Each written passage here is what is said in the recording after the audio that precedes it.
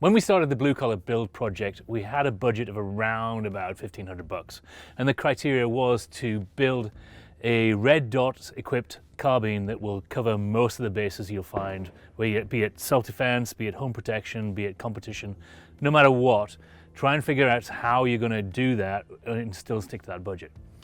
I decided that I was going to build my carbine from a strip receiver, and that gives me the maximum amount of flexibility, and it also gives me the maximum amount of savings, particularly when you look at federal FET. So you're going to pay 11% on a complete gun. Paying 11% on a $1,500 complete rifle is more expensive than paying $1,500 on a stripped load. So that's the way I went. I also decided that I was going to get everything from the same location. The reason being that if I did have a problem with the gun or with the build, then I've only got one phone call to make for customer service rather than looking back through my emails and trying to figure out which part came from where. So I went to Primary Arms to go and source all the parts for this. Also, in order to maximize the utility of my build, I decided to go from a strip receiver and build it as a pistol with a brace. So that gives me the option of either running a shorty without a tack stamp or shooting a 16-inch mid-length carbine setup like this one, again, just off the same lower. And the other reason I built two was that, well, I can. Rank has its privileges. So let's look at the two builds that we've got.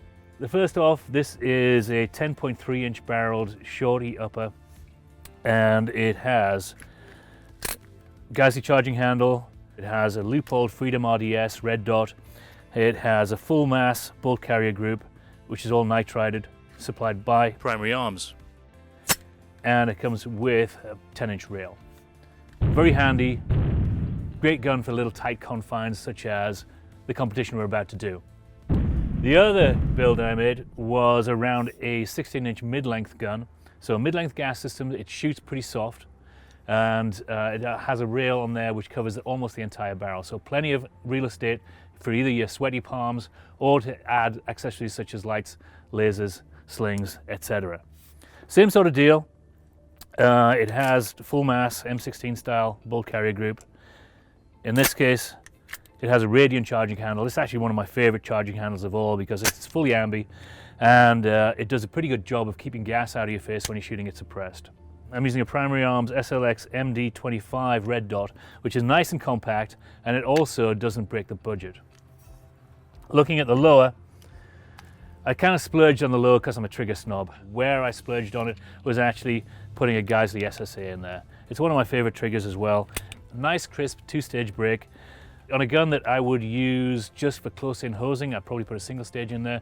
Putting a two-stage in there allows me to exploit the accuracy potential of the longer upper if I put an LPVO on there sometime in the future. Okay, I'm going to put the shorty on right now because we're going to be shooting in a fairly compact area. Let's go see how it runs.